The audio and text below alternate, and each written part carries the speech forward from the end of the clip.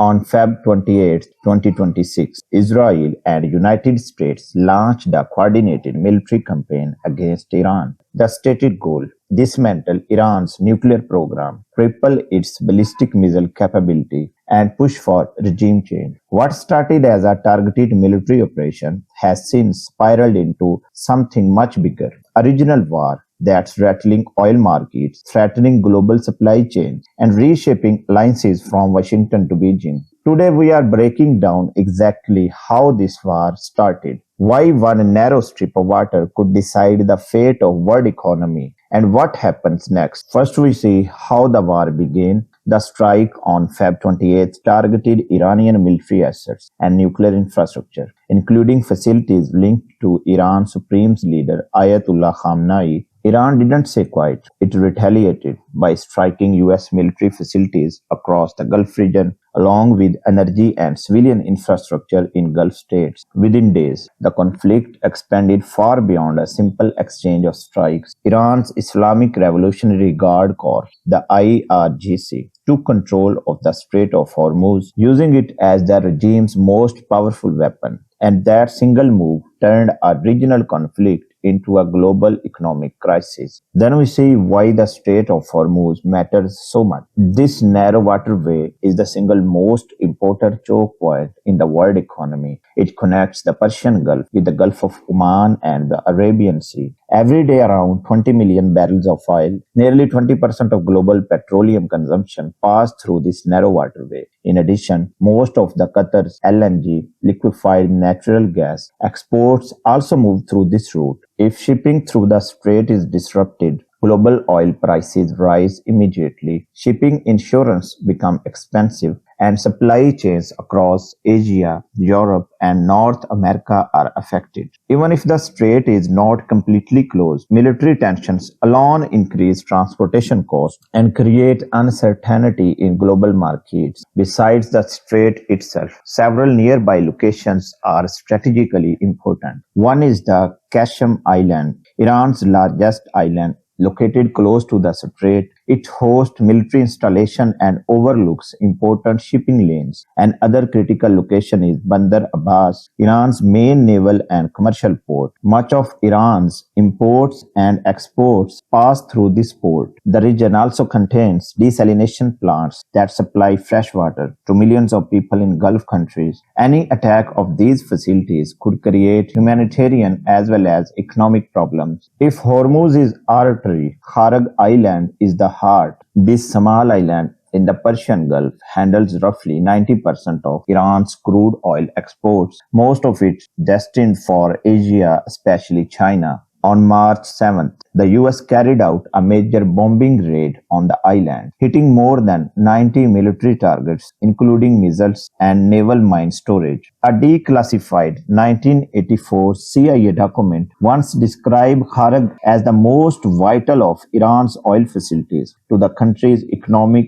well-being. Analysts argue that if the US wanted real leverage over the Iranian regime, controlling or crippling Kharag Island could do it, cutting off a major economic lifeline while pressuring global energy markets at the same time. Reports even suggest President Trump has discussed the idea to the US. Seizing the island outright by occupying Kharag wouldn't be simple. Iran's mountainous coastline makes radar detection difficult, meaning any invading force could face swift and unpredictable counterattacks. It is a high-risk, high-reward target, and right now, it sits at the center of the war's next possible escalation. Then we see, could this become a full ground war? So far, both Washington and Tel Aviv have focused on air and sea power, missile strikes, drone attacks, and limited special forces raids, while publicly leaving the door open to a full ground campaign. In reality, few expect it to go that far. A full-scale invasion of Iran could require hundreds of thousands of troops and a long-term occupation, something neither the US nor Israel is equipped for after the experiences of Iraq and Afghanistan. Iran's military, while smaller than the US or Israel in raw numbers, include a large battle-tested Revolutionary Guard force and an extensive militia network, making any ground invasion extremely costly in both political and human terms. And a ground invasion carries a far greater danger: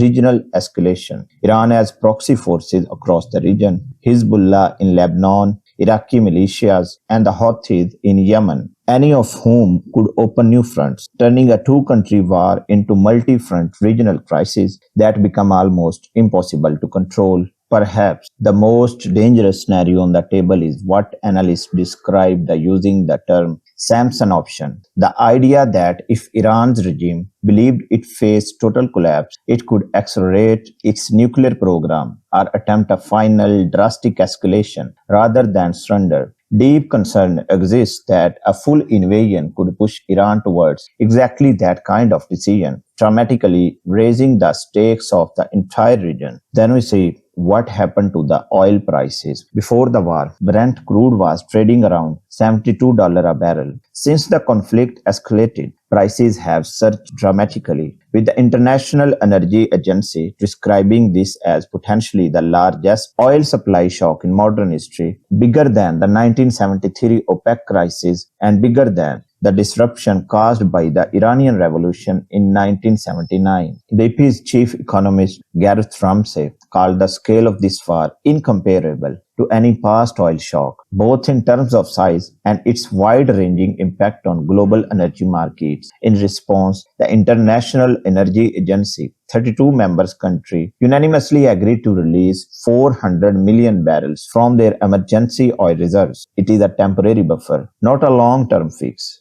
This war is not staying contained in the Middle East. It is transforming the global economy in ways that touch nearly everyone. Rising crude prices mean higher fertilizer costs, higher household energy bills, and rising shipping expenses. Central banks are now caught in a difficult balancing act, trying to control inflation while also supporting economic growth. That combination typically pushes interest rates up, which means higher mortgage payments and costlier loans for ordinary people. Fertilizer is a particularly urgent problem. Much of it's manufactured using natural gas, and when Israel struck Qatar, one of the world's largest exporters of LNG, it disrupted fertilizer supplies to major importers like Japan, South Korea, and Philippines. This is hitting agriculture directly. Farmers are warning that simply cannot earn a profit growing crops if fertilizer costs keep climbing, a serious concern heading into planting season. There is also a lesser known but critical issue: helium. Natural gas production includes helium extraction, and Taiwan, a global hub for semiconductor manufacturing, depends heavily on both natural gas and helium for its electronics and chip industry. Disruptions here ripple straight into global technology supply chain. War like this don't just move oil prices, they move global power. Russia is benefiting. Higher oil and gas prices are giving Moscow extra revenue to sustain its war effort in Ukraine, while the conflict in Gulf makes it harder for Washington to focus attention and resources on supporting Kyiv. China is escalating its position too. A prolonged conflict undermines the credibility of US-led sanctions and pushes Beijing to explore alternative financial and trade systems, including BRICS-based arrangements and deals conducted outside the US dollar system. Iran is directly encouraging this shift, telling Beijing that this war could boost a petro-yuan system and weaken US dollar dominance. It's part of a bigger pattern. The global dominance of US dollar and the petrodollar system are no longer guaranteed realities. They are now being actively tested. There is also a technology angle. China dominates global solar panel manufacturing and clean energy components, and instability in the Middle East is accelerating global interest in energy alternatives, a shift that could hand China even more leverage in the clean energy race. Then we see how stable is the Iranian regime. Despite the intensity of the conflict, Iran's regime have proven more resilient than many expected. Internally, there have been no major uprisings or widespread defections. Control of the Strait of Hormuz remains the regime's most valuable card, giving it real leverage to pressure global markets even while absorbing heavy military losses. They said the regime is far from secure. Iran entered this war already at one of its weakest points in years, economically strained, with infrastructure under pressure, and several of its regional allies significantly weakened since 2023. Even diplomatic efforts to ease tension have struggled. Informal nuclear talks in February made only limited progress, and Iran has shown little willingness to make real concessions. Israeli strikes have specifically targeted senior IRGC commanders, aiming to destabilize the regime's command structure. But Iran's internal opposition remained deeply fragmented, split between monarchists, exiled reformists, imprisoned activists, secular Democrats, and ethnic minority movements without a unified alternative leadership. Figures like Reza Pahlavi,